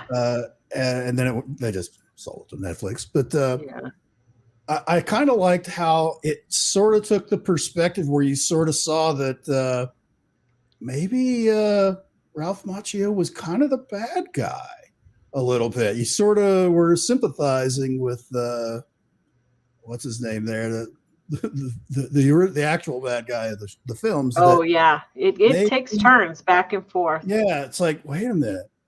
I'm seeing it from his perspective now. He did kind of ruin his life. I mean, sure, he could have done something else and all this stuff, but that one incident at the All Valley Championship ruined his entire life. Everything hinged on that one point. Yeah, kind of a thing. But that's what for me. That's kind of what kept me interested. It's like, oh, I see what they did there. That's actually kind of clever. That's clever writing. I like it. Yeah. I wish they would have brought back the girl for more of that, but she does come back in like a couple of scenes where they meet up and she went on with her life. The girl, his love interest. But she moved on and went on with her life, and they bring her back for a couple of episodes and then she's gone, and then they both get he has his wife and kids and stuff like that. So I'm glad they did that. And they also memorialize Pat Morita, in that. So I liked it. And we got a lot of people mentioning a lot of great movies. Howard the Duck. The Duck. I remember that. And honestly, Howard the Duck is a Marvel character, so you could see. Is he? Yep. Oh, I didn't know that. Actually, I think he was in the background on one of the Guardians of the Galaxy things. Oh, Easter egg type deal in the background. Yeah. Leah Thompson, right, was in that. So she was actually singing. That was her actually singing in that. Was it? Oh. But she reminds me of Red Dawn, because I really liked Red Dawn as well. Right. And Splash, Mannequin, that was another. Johnny Dangerously. Yep. You guys are coming up with some good ones. We mentioned The Lost Boys. Let me go back up. Okay. Just making sure. Jen spotted Howard the Duck in the background of whatever that movie was. I don't remember which one it was, but I remember he was somewhere back there. Terms of Endearment, 1983, with Shirley MacLaine and Deborah Winger, Jack Nicholson, Jeff Daniels. That was a kind of a heart-wrenching one. Okay, don't know this one. Near Dark. It looks like a horror flick. Near Dark with Adrian Pastar, Jenny Wright, Lance Henriksen, and Bill Paxton. I don't know. Never heard of that. 1987, Near Dark. Ooh, Tootsie. I loved Tootsie. Dustin Hoffman and Jessica Lange. Terry Garr. Loved that one. I don't know how well that would play today, but right. Yeah, you're right. I don't know how. Hitchhiker's Guide was such a weird movie. Well, I'm a giant fan of the books.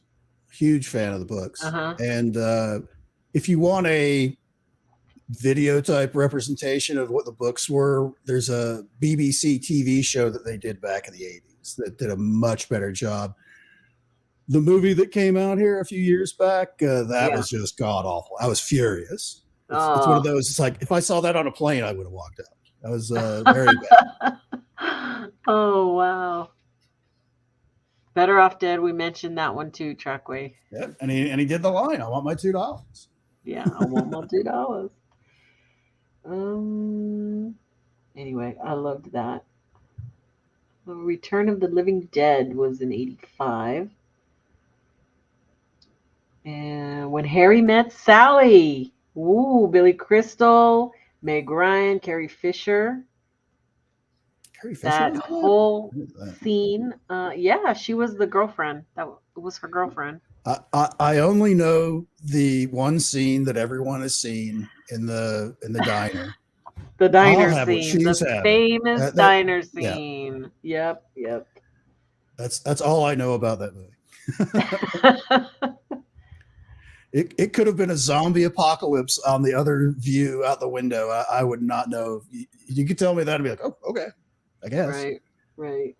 Well, yeah, and Grasshopper mentioned Sleepless in Seattle. She, Meg Ryan did Sleepless in Seattle. She also did the short movie where he goes into, remember, he shrinks and he goes inside his head. Inner Space.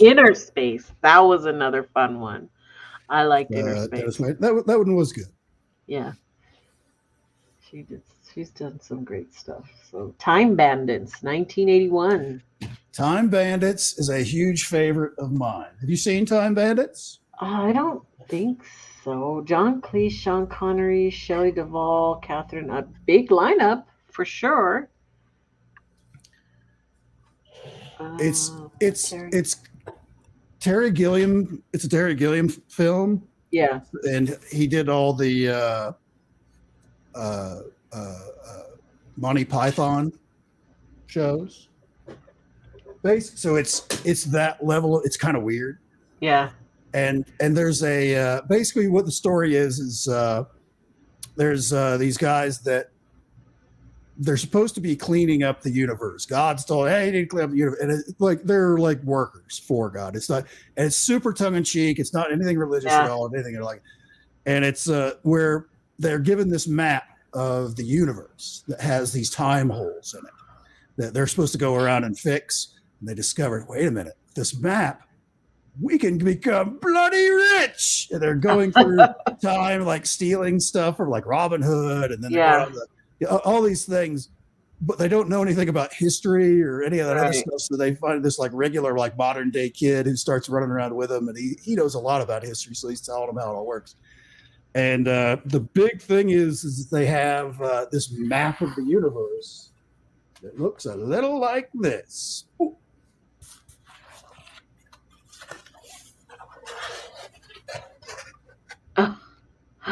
Wow, look at that. You've got the map. There's a famous scene where God is chasing them, and he's just like a big glowing head. And he's chasing, like, return the map. Return what you have stolen. Oh, that kind of stuff. But wow. it's a very Monty Python-esque kind of. If Monty Python did a time travel movie, that's what that movie is. Oh gosh. Yeah, probably why I didn't watch it. One day this will be hanging up on this wall. I just haven't gotten around to it. That looks cool. Yes, Trackway, we did mention Say Anything in Your Eyes, and then he's holding up the the big old boom box that we all have, them boom boxes back then. Anybody mentioned Spinal Tap? No, we have not mentioned Spinal Tap, actually. See, that's the thing is, make 10 louder? It goes to 11. It's one louder. Yeah, that's kind of the point of the whole thing that we're talking about is there's a ton of content out there that you may or may not have seen, right? Or you may be able to introduce a younger person that's never even heard of any of these movies, much less the actors that were in them. Right, and I know Jeff said that him and his boys sit and will pick some older movies to watch and how they like them, and I do that with my daughter too. My youngest loves to sit and we'll pick an oldie. What right. 80s is pretty damn old because there's some shows that are kind of timeless. It doesn't really matter when it was made or whatever, but some of the stuff that we talked about that's an 80s show, that kind of thing. Your Arnold Schwarzenegger, those are Arnold Schwarzenegger 80s movies. That's kind of time locked in right there. That kind of can turn people off a little bit sometimes, but if you've got we're talking about 80s stuff, so we've still got a whole other generation between there and here of movies to talk about. So, man, for sure. I mean, it goes on and on. Okay, so we're coming near our 2-hour mark, so I'm gonna list a bunch of them, but we're not necessarily gonna talk about them. Okay. Little Shop of Horrors, that's 86. Little Mermaid was in 89. Life as a Dog, 85. War Games, 83. Matthew Broderick. Ali Sheedy. Ali Sheedy. Yep, loved it. Loved War Games. Dragon Slayer was in 81. Moonstruck, Cher, Nicolas Cage, that was 87. Drugstore Cowboy, 89. Matt Dillon, Kelly Lynch. Fish Called Wanda, 88. That was John Cleese, Jamie Lee Curtis. Yep. Das Boot, 81. I don't know. Yes. That's a German one. It's a German World War II U-boat story. Yeah. Paris, Texas, 84. Harry Dean Stanton and Natasha Kinski. Indiana Jones, Temple of Doom was in 84. Harrison Ford and Kate Capshaw. Reanimator, 85. Jeffrey Combs and Bruce Abbott. Don't remember that one, but it's a humor horror. It's another one of those cult classics. It's in the same vein as the Toxic Avenger that we talked about earlier, where it's very grotesque and over the top killings and stuff like. Basically, a guy invents a serum that can reanimate dead tissue. Oh, okay. And he's assembling someone out of different parts. Big, 1988. Tom Hanks, Elizabeth Perkins, Robert Loggie, Loja. I don't know. Lost in America, 85. Albert Brooks, Julie Haggerty. My Left Foot in 89. That's Daniel Day-Lewis. Wasn't that an award-winning Oscar or something? I don't know. Ran, 85.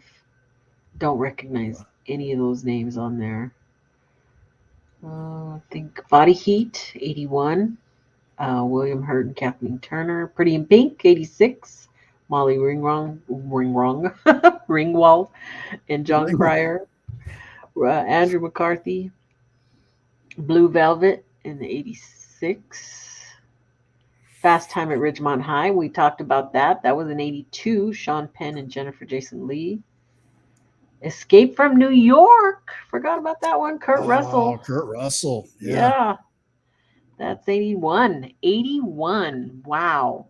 Oh my Snake goodness. Plissken. I heard you were dead. Snake Plissken. The Killer. 1989. Chow Yun Fat. I don't know that one.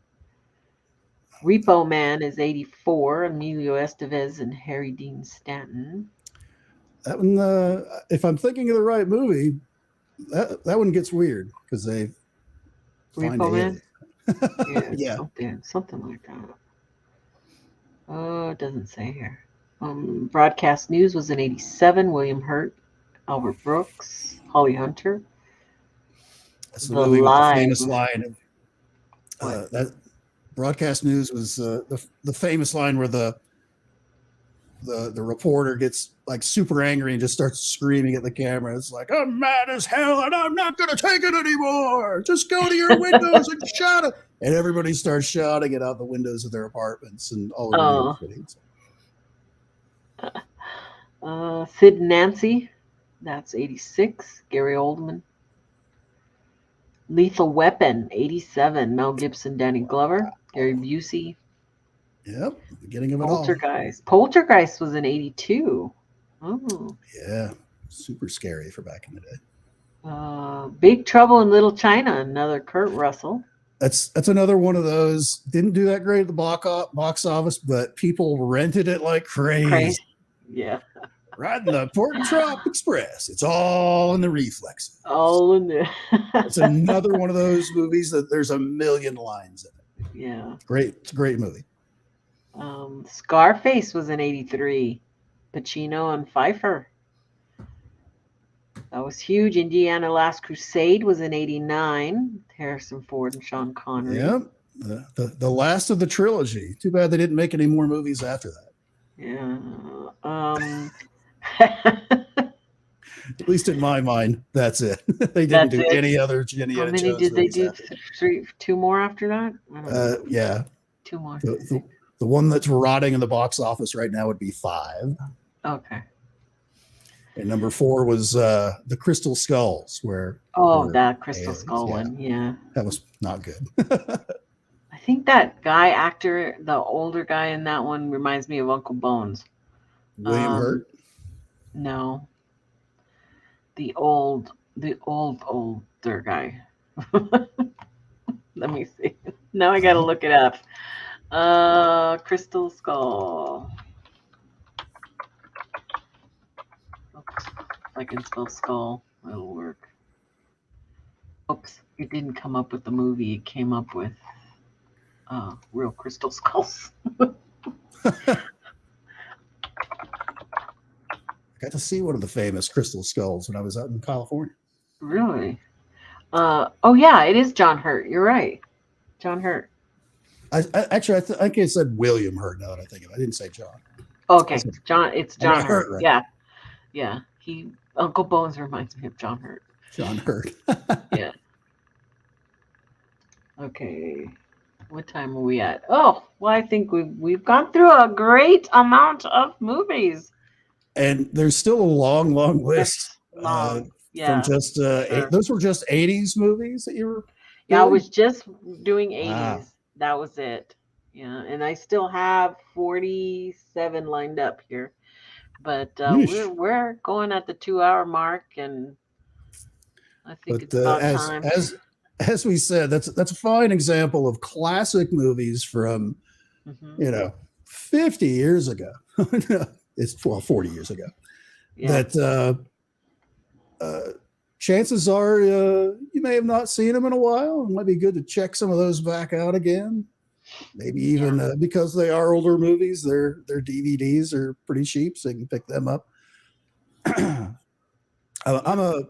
the other thing is the way that, because eventually within the next few years, all the streaming services are all going to break up and all their content is going to end up sort of like how it was 4 or 5 years ago, where sometimes you might see all the Batman movies will be on Netflix. Over here. Then suddenly it would disappear and show up on Amazon.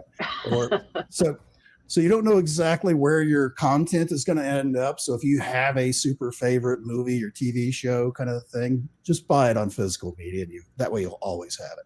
You also don't have to worry about them editing your stuff, because there's certain episodes of older movies and TV shows where they will go in on the streaming service and edit out parts that are politically incorrect for current day. Yeah, no, we don't. You don't want that. Nobody wants that. For sure. You got anything coming up? You gonna? Nope. Be on anywhere? I got nothing on this. I have a thunderstorm watch that just popped up in my area. So. Yeah. Well, I don't know. I wish we would get some rain, and everybody's getting rain on the East Coast, but we're not getting nothing over here in the Southwest. Yep. Hopefully we'll start getting those monsoons in, because I think they're running a little bit late. Anyway, thank you everybody for being here for sure. No, Eric, The Misfits of Science was canceled after one season because the star died. I never even saw that. The Misfits of Science was a very strange show. It might have been one of Courtney Cox's early works. She was just a kid on that show. But the lead on it, what was his name? I forget his name. John Martin, maybe? Was Dean Martin's son, who was also part of the California or Utah National Guard. He was an F-16 pilot, and he died in a F-16 crash training accident. So, ooh, yeah, didn't know that. Didn't you know that? More information for y'all, but makes what? Yes, Courtney can make things move with her mind. Yep, she was telekinetic. Oh, what's the name of that again? It's called Misfits of Science. It's about a bunch of oddball, basically what we would refer to as like mutants or people with special powers, things like that. There was a rock and roll guy that got struck by lightning while playing his guitar during a storm, and now he's like electrified, but he can't. But they have like these sharp drop off like side effect, like bad like side effect things, like because he's all electrified, he can't like get near water or it'll get like burn him, kind of a thing. Oh, and there was another guy, he was like super tall. He's like 7 foot tall, like basketball player, scientist guy. And he developed a thing that makes things shrink. So he could shrink down to like doll size kind of thing. You know, it's it was just super weird and super eclectic series. And I want to say there was a couple kind of like a super early umbrella What was Umbrella that? Academy, a little bit. thing? It was something like that. You know, it was just Huh. Weird. kind of quirky and weird kind of show. Yeah. Yeah. Okay. Well, y'all, it's time to get out of here and do my Friday stuff. I'm sure there's dishes to be Nice. done somewhere. Dishes. Um, So what do you got coming up Sunday? Sunday, I'm going to be I need to do the promo right after we get off here. I'm going to put up the promo for another type of historic piece, and we're going to talk about Zana, the ape woman of Russia.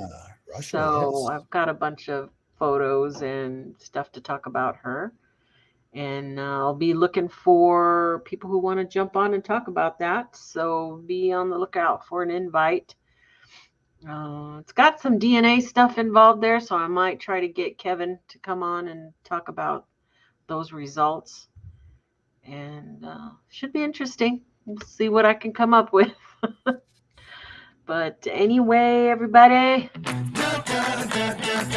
that like button. Share this around.